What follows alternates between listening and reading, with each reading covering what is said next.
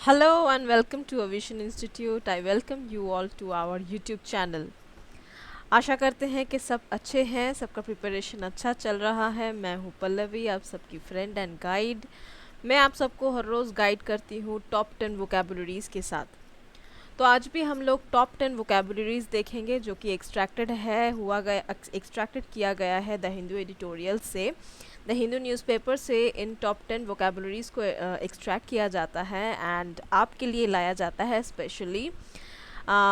तो इस सेशन में हम लोग क्या क्या सीखते हैं? इस सेशन में हम लोग सीखते हैं top 10 vocabulary words of the day, today's top 10 vocabulary words और उनके पार्ट्स ऑफ स्पीचेस, उनके मीनिंग्स, उनके सिनोनिम्स, एंटोनिम्स, उनके यूजेज इन अ सेंटेंस में उनको कैसे यूज़ किया जाता है, उन वर्ड्स को जो हम लोग लाते हैं उनको आप सेंटेंस में कैसे यूज़ करोगे, ये भी हम लोग सीखते हैं इस सेशन में। And there is one more addition to this session, that is our idioms.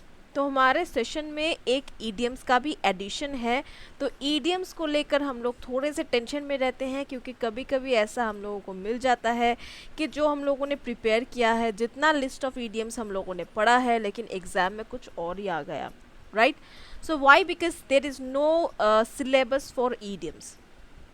Idioms and phrases का लगभग कोई सिलेबस नहीं है, ऑल राइट। तो मतलब जैसे कि इंग्लिश में आपको अपने वर्ड लिमिट, वर्ड स्टॉक्स को इंक्रीज़ करना पड़ेगा, your stock of words you will have to increase in English. तो इंग्लिश लिखने के लिए आपको डिस्क्रिप्टिव इंग्लिश लिखने के लिए या फिर आपको कुछ भी MCQ सॉल्व करने के लिए, जैसे आपको वर्ड अपने इंग्लिश के वर्ड स्टॉक को बढ़ाना पड़ता है, वर्ड लिमिट को बढ़ाना पड़ता है, आपके नॉलेज में कितना इंग्लिश वर्ड्स है ये आपको बढ़ाना पड़ता है, वैसे ही आपको ईडियम्स एंड फ्रेजेस को भी, ईडियम्स एंड फ्रेजेस के स्टॉक को भी अपना इंक्रीज़ करना पड़ेगा। ओके, तो ये कैसे हो सकता है? ये कोई एक बुक मगअप करके नहीं हो सकता, ये बहुत जगह से इंफॉर्मेशन गैदर करके ही ये हो सकता है। That is why regularly we bring 3 idioms every day, right? So let us start our session. तो सेशन को स्टार्ट करने से पहले बता देते हैं कि हम लोग हर रोज़ की तरह एक मोटिवेशनल लाइन से के साथ स्टार्ट करेंगे। तो let us see what is our motivational line for today. तो सुबह सुबह मोटिवेट होना तो बहुत ही ज़रूरी होता है, और सुबह मोटिवेट हो जाएंगे तो है ना, क्या अपने अंदर एक एनर्जी आता है और पूरा दिन जो है वो अच्छा जाता है, right? So let us see what is our motivation for today. So, our motivation for today is life isn't about finding yourself, life is about creating yourself. तो जैसे कि हम लोग हमेशा बोलते हैं, हम लोग कभी कभी बोलते हैं कि life is about finding your self. So this phrase, you need to rectify this phrase a bit. इस सेंटेंस को आपको थोड़ा रेक्टिफाई करना पड़ेगा, क्योंकि लाइफ का मतलब अपने आप को ढूंढना नहीं है, अपने आप को ढूंढ के पाना नहीं है, अपने आप को क्रिएट करने का मतलब है लाइफ। सो भगवान ने हम लोगों को इस पृथ्वी में, इस धरती में भेजा है। Almighty has send us. तो हम लोगों का रिस्पॉन्सिबिलिटी ये होता है कि हम लोगों को अपने आप को क्रिएट करना पड़ता है, right? We will have to become good human beings. तो ये हमारा रिस्पॉन्सिबिलिटी है। भगवान ने हमें अच्छा बना के भेजा है, हाथ पैर दिमाग सब कुछ दिया है। So we will have to utilise it, और हमें एक अच्छा इंसान बनने की कोशिश करना है, यही हमारा रिस्पॉन्सिबिलिटी है, right? So you need to rectify this thing, that is life is not about finding yourself, life is about creating yourself. तो life का मतलब ये होता है, लाइफ में आपको अपने आप को ढूंढना नहीं होता है, अपने आप को क्रिएट करना होता है, अपने आप को बनाना होता है, अपने आप को तैयार करना होता है कंपटीशन के लिए, right?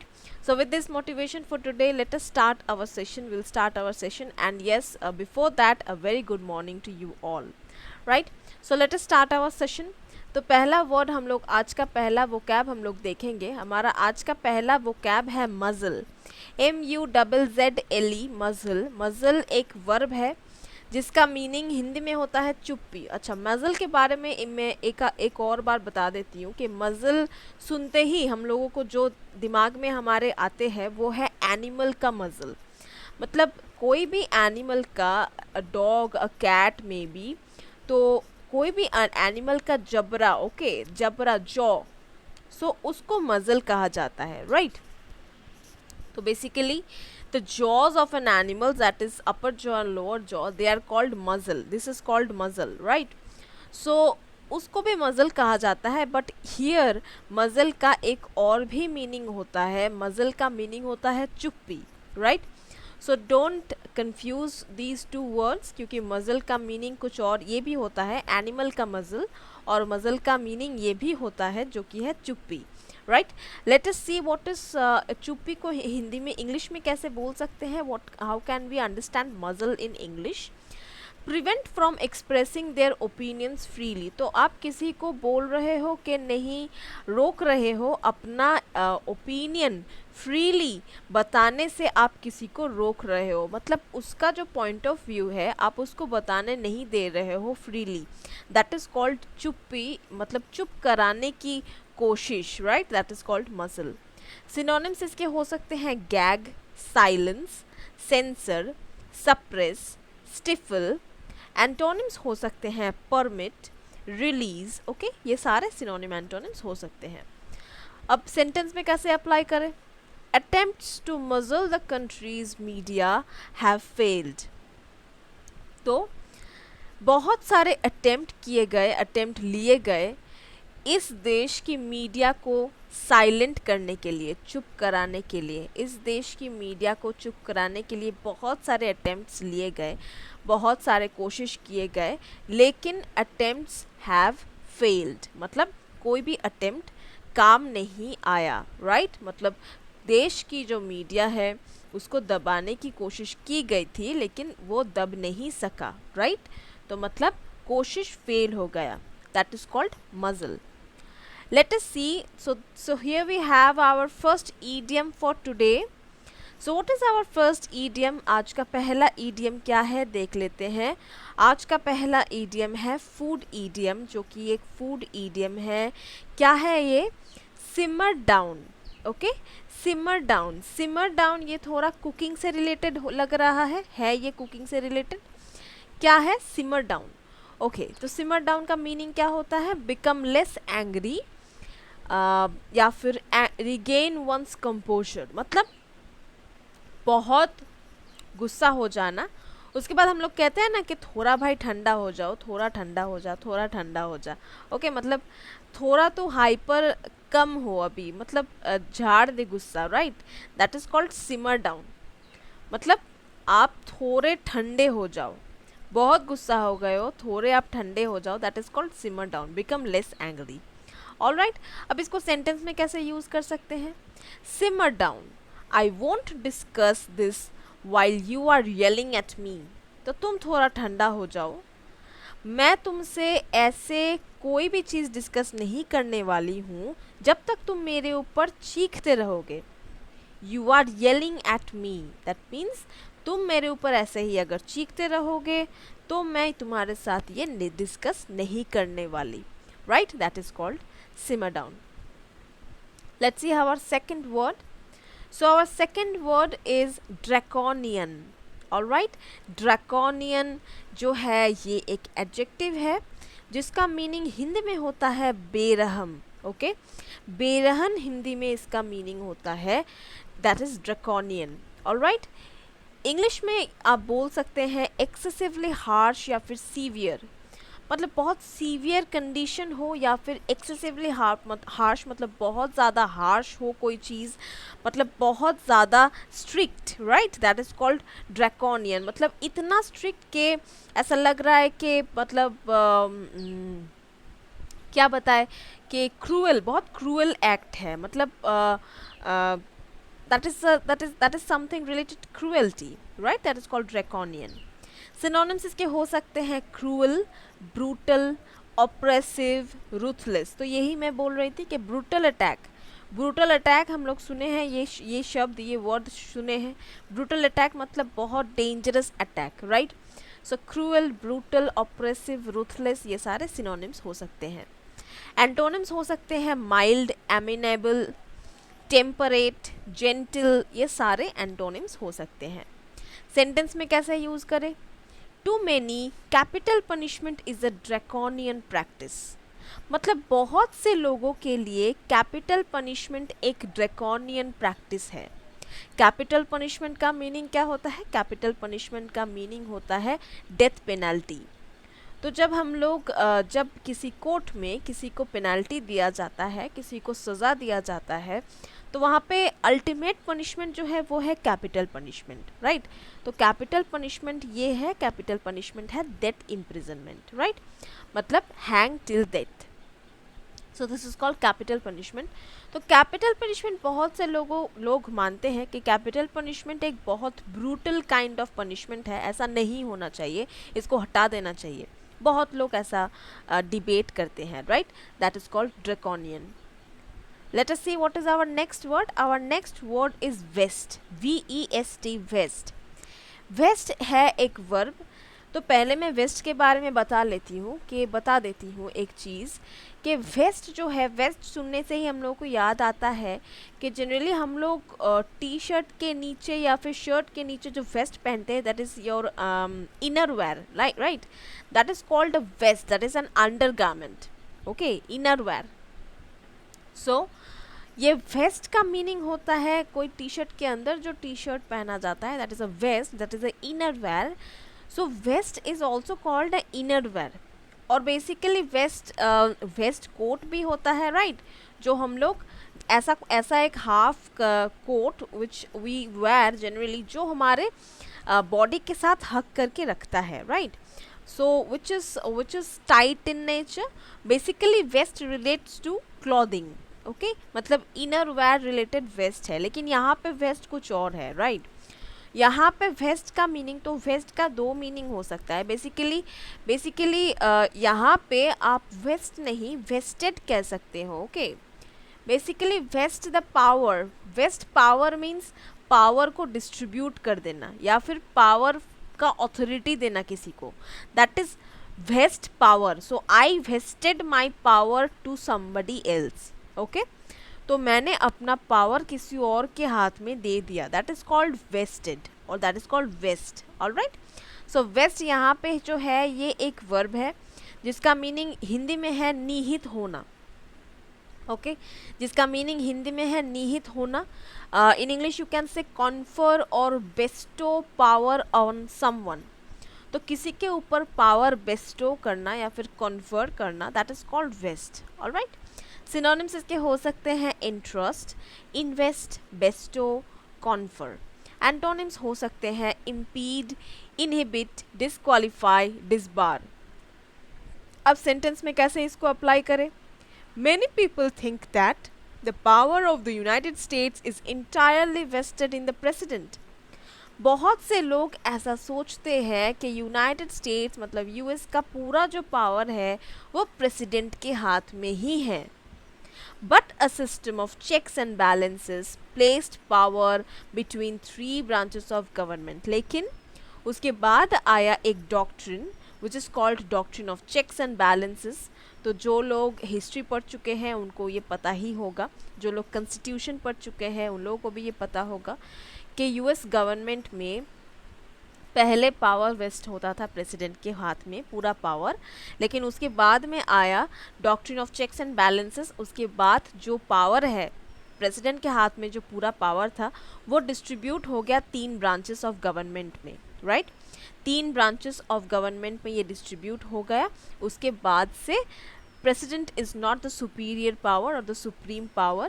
The three branches of the government, that is executive, judiciary and your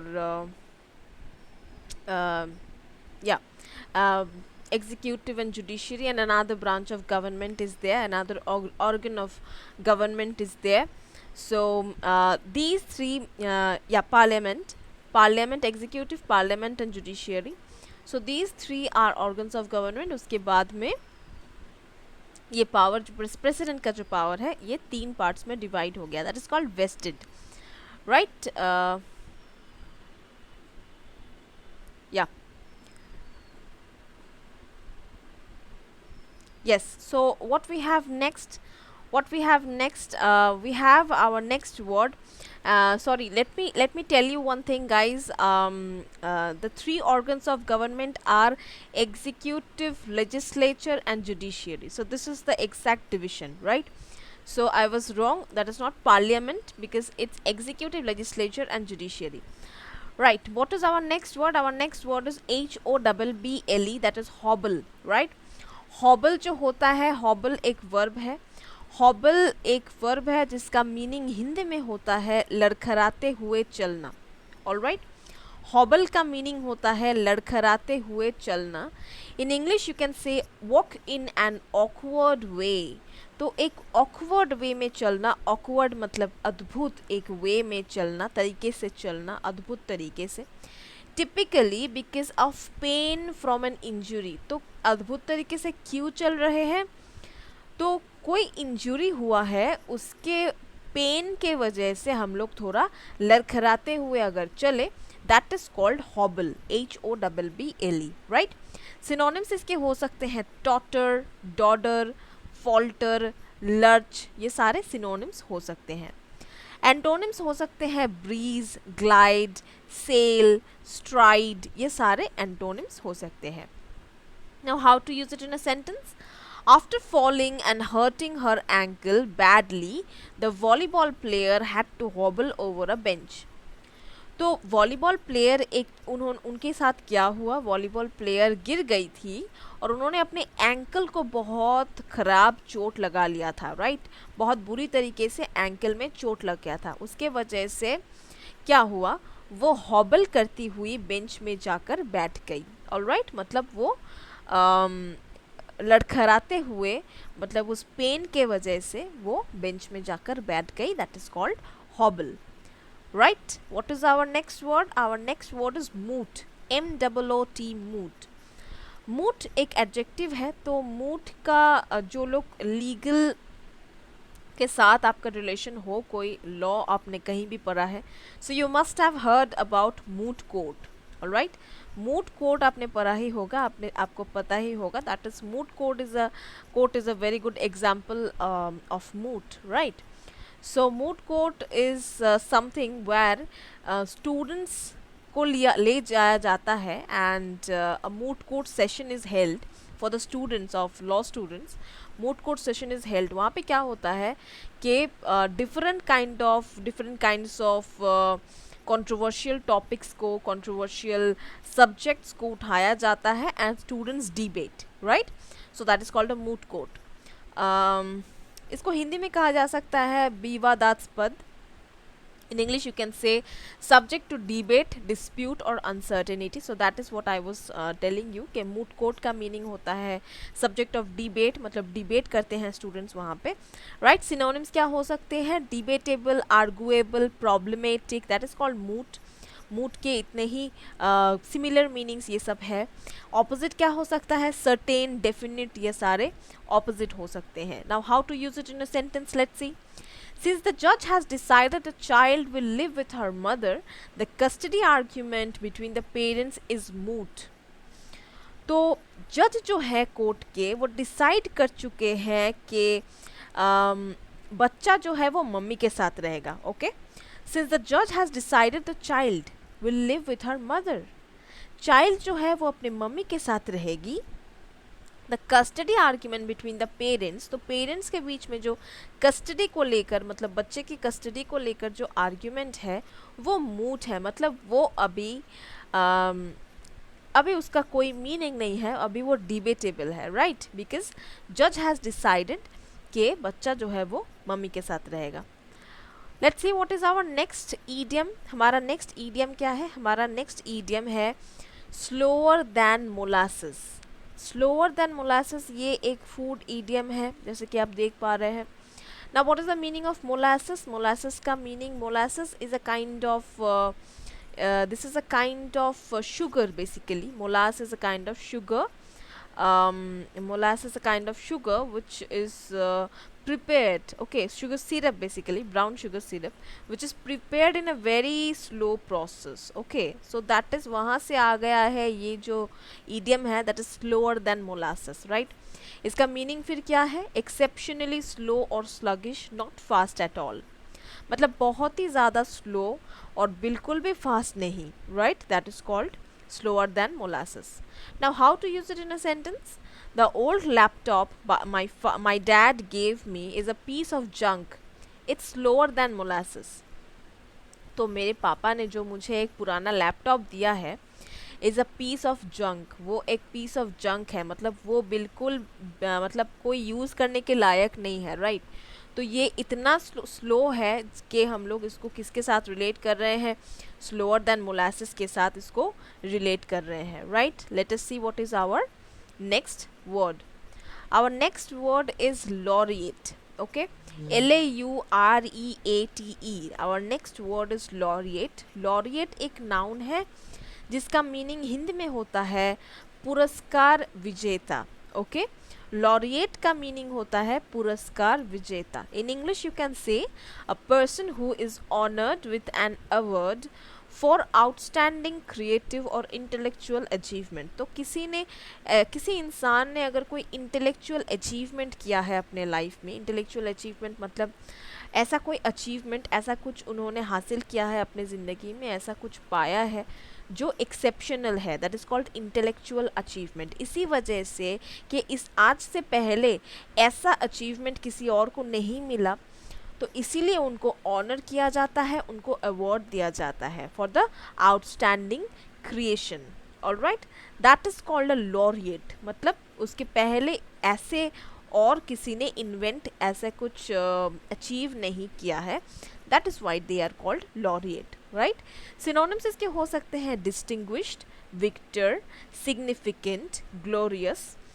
antonyms हो सकते हैं डिसऑनरेबल, इनग्लोरियस, इनसिग्निफिकेंट. ये सारे इसके सिनोनिम एंटोनिम्स हो सकते हैं. How to use it in a sentence? He was a Nobel laureate in physics. तो ये जो है ये फिजिक्स के नोबल लॉरिएट हैं, राइट. तो फिज़िक्स में इन्होंने अवार्ड जीता है, फिज़िक्स में इन्होंने कुछ इंटेलेक्चुअल अचीवमेंट किया होगा, right. That is why he is a Nobel laureate in physics, right. What is our next word? Our next word is stipulate. Stipulate एक वर्ब है, राइट. स्टिप्युलेट को हिंदी में कह सकते हैं शर्त लगाना. स्टिप्युलेट को हिंदी में कह सकते हैं शर्त लगाना. इंग्लिश में क्या कह सकते हैं? Demand or specify a requirement typically as a part of an agreement. तो एग्रीमेंट में एग्रीमेंट का एक पार्ट है. मीनिंग क्या होता है? Demand or specify any requirement, basically कुछ डिमांड करना या फिर कोई रिक्वायरमेंट बोलना, टिपिकली जो कि एक एग्रीमेंट का पार्ट है. ओके, मतलब डिमांड करना या कुछ मांगना, requirement, that is called stipulate. Synonyms हो सकते हैं specify, prescribe, enjoin, assign. Antonyms हो सकते हैं relinquish, surrender, yield, imply. How to use it in a sentence? The software companies policies stipulate employees must take 15 minutes break a day. Okay, तो ये जो software company है इसके policy में लिखा हुआ है कि एम्प्लॉयज़ जो है वो 15 मिनट का ब्रेक ले सकते हैं एक दिन में. एक दिन में 15 मिनट का ब्रेक एम्प्लॉयज़ ले सकते हैं. तो उन लोगों ने स्टिप्युलेट किया है एम्प्लॉयज़ को, मतलब एम्प्लॉयज़ को वो लोग बता दिए हैं, ये एग्रीमेंट में लिखा हुआ है, मतलब ये डिमांड है कंपनी का, ये स्पेसिफिकली बता दिया गया है कि आप लोग दिन में 15 मिनट्स का ब्रेक ले सकते हो, right. That is called stipulate. Next हमारा वर्ड क्या है? हमारा नेक्स्ट वर्ड है ऑब्स्ट्रेपरस. ऑब्स्ट्रेपरस, ओके. ऑब्स्ट्रेपरस ये क्या है? ऑब्स्ट्रेपरस, ऑब्स्ट्रेपरस का हिंदी आप कह सकते हैं प्रचंड या फिर बहुत. Okay, it is an adjective. तो ये वर्ड जो है ये एक एडजेक्टिव वर्ड है जिसका मीनिंग है difficult to deal with and noisy. तो नॉइजी मतलब बहुत सारा नॉइज़, या फिर डिफ़िकल्ट टू डील विथ मतलब जिसके साथ डील करना बहुत डिफ़िकल्ट है. सिनोनिम्स हो सकते हैं लाउड, ब्लस्टरस. एंटोनिम्स हो सकते हैं काम या फिर साइलेंट. अब इसको सेंटेंस में कैसे अप्लाई करें? The obstreperous teenagers were asked to leave the movie theatre. तो मूवी थिएटर मतलब एक सिनेमा हॉल में कोई शायद सिनेमा देख रहा था, मूवी देख रहा था, उस वहाँ पे कुछ ऑब्स्ट्रीपेरस टीनेजर्स थे। कुछ टीनेजर्स बहुत शायद वहाँ पे नॉइज़ कर रहे थे, बहुत शायद वहाँ पे लाउडली बात कर रहे थे, कुछ ऐसा कर रहे थे जो कि ऑब्स्ट्रीपेरस काइंड ऑफ कोई हरकत है, या तो गाना बजा रहे थे या बात कर रहे थे या कुछ भी कर रहे थे, but it was loud in nature. तो इस वजह से क्या हुआ, उन लोगों को बोला गया कि आप प्लीज़ मूवी थिएटर से बाहर जाइए, right? That is obstreperous. What is next? Let's see, our next word is misgivings. Okay, misgivings जो है ये एक नाउन है। misgivings को आप हिंदी में कह सकते हैं कि गलत फहमी। ओके, misgivings का हिंदी मीनिंग होता है गलत फहमी। इन इंग्लिश यू कैन से अ फीलिंग ऑफ डाउट और एप्रीहेंशन। तो मैं डाउट में हूँ, मतलब मैं एप्रीहेंड कर रही हूँ, मतलब मैं गेस कर रही हूँ, मैं श्योर नहीं हूँ, मैं एप्रीहेंड कर रही हूँ। So we generally apprehend danger. Apprehension, ये जो बात है ना, ये जो शब्द है, ये हमेशा नेगेटिव चीज़ के लिए ही यूज़ होता है। एप्रीहेंशन के बाद कोई अच्छा चीज़ बैठता नहीं है, पॉजिटिव वर्ड नहीं बैठता है। Okay, so we apprehend danger. Okay, now a feeling of doubt or apprehension about the outcome or consequence of something, मतलब किसी चीज़ का रिजल्ट क्या होने वाला है, इसके वजह से एक एप्रीहेंशन या फिर कोई डाउट या फिर गलत फहमी रहना, right? That is called misgivings. Synonyms इसके हो सकते हैं doubt, qualm, reservation, apprehensions, right? Antonyms हो सकते हैं कॉन्फिडेंस, बिलीव, एग्रीमेंट, अप्रूवल। अब इसको सेंटेंस में कैसे अप्लाई करें? John overlooked his misgiving about the new job because he really needed to pay his rent. तो जॉन ने उसके न्यू जॉब के बारे में, उसके अंदर जितने भी मिसगिविंग्स थे, मतलब जितने भी डाउट थे, एप्रीहेंशन थे, जितने भी उसको गलतफहमी था या फिर कुछ वो सोच रहा था कि कैसा होने वाला है या नहीं होने वाला है, राइट? तो ये सब उसने ओवरलुक कर दिया, मतलब ये सब को उसने इतना मेजर इम्पोर्टेंस नहीं दिया, क्योंकि उसको बेसिकली अपना रेंट पे करना था, मतलब अपना घर का भाड़ा उसको भरना था, इसलिए उसने ये सब नज़रअंदाज कर दिया। That is called misgivings, right? तो हमारा लास्ट वर्ड क्या है? हमारा आज का लास्ट वोकैब है डिसेमिनेशन। Okay, DISSEMINATION। डिसेमिनेशन एक नाउन है जिसका मीनिंग हिंदी में होता है प्रसार। ओके, प्रसार means spread. In English you can से द एक्शन और फैक्ट ऑफ स्प्रेडिंग समथिंग। तो किसी चीज़ को स्प्रेड करना, राइट? Specially information. तो स्पेशली यहाँ पे किसी चीज़ को स्प्रेड करने का मीनिंग यहाँ पे स्पेशली डिसेमिनेशन जो वर्ड है ये न्यूज़ के साथ यूज़ होता है, इंफॉर्मेशन के साथ यूज़ होता है, मतलब इंफॉर्मेशन स्प्रेड कर देना। ऑलराइट, सिनोनिम्स इसके हो सकते हैं डिस्ट्रीब्यूशन, सर्कुलेशन। एंटोनिम्स हो सकते हैं गैदरिंग, कलेक्शन। ऑलराइट, अब how to use it in a sentence? Cover your mouth while sneezing so that you do not disseminate bacteria। तो disseminate जो वर्ड है ये इंफॉर्मेशन के साथ, न्यूज़ के साथ तो यूज़ होता ही है, लेकिन बाकी चीज़ों के साथ भी यूज़ होता है। अगर हमें कहीं समझाना हो कि कुछ हम लोग स्प्रेड कर देंगे तो डिजीज़ भी स्प्रेड होता है, राइट? मतलब कोई जैसे कि अभी कोरोना वायरस का जो मैटर है, it is spreading widely, right? तो वाइडली ये स्प्रेड हो रहा है, बहुत fast. It is spreading in a very dangerous fast manner, so that is also disseminate। okay, it is disseminating right now, बहुत जल्दी spread हो रहा है wildly। okay, now what is this sentence में क्या लिखा हुआ है? cover your mouth while sneezing। तो आप छींकते वक्त अपने मुंह को कवर कीजिए, अपने नाक को कवर कीजिए, so that you do not disseminate bacteria, ताकि आप बैक्टीरिया स्प्रेड ना करो। ओके, अगर आपके अंदर कोई जर्म है वो किसी और के पास स्प्रेड ना हो जाए, right? That is called dissemination. So let's see what is next. हमारा नेक्स्ट जो है वो है हमारा लास्ट ईडियम। तो हमारा आज का लास्ट ईडियम क्या है? ये भी एक फूड ईडियम है जो कि है स्मॉल पोटैटोज। ओके, तो बिग पोटैटोज हम लोग ये देख चुके हैं, कर चुके हैं। स्मॉल पोटैटोज का मीनिंग क्या होता है? स्मॉल पोटैटोज का मीनिंग होता है अनइम्पॉर्टेंट या फिर इनसिग्निफिकेंट। तो बिग पोटैटोज हम लोग उन जो सिग्निफिकेंट पीपल है या फिर जो इम्पॉर्टेंट लोग हैं उन लोगों को हम लोग बिग पोटैटोज बोलते हैं, एंड स्मॉल पोटैटोज बोलते हैं जो अनइम्पॉर्टेंट या फिर इनसिग्निफिकेंट लोग या इनसिग्निफिकेंट चीज़, उनको स्मॉल पोटैटोज बोलते हैं।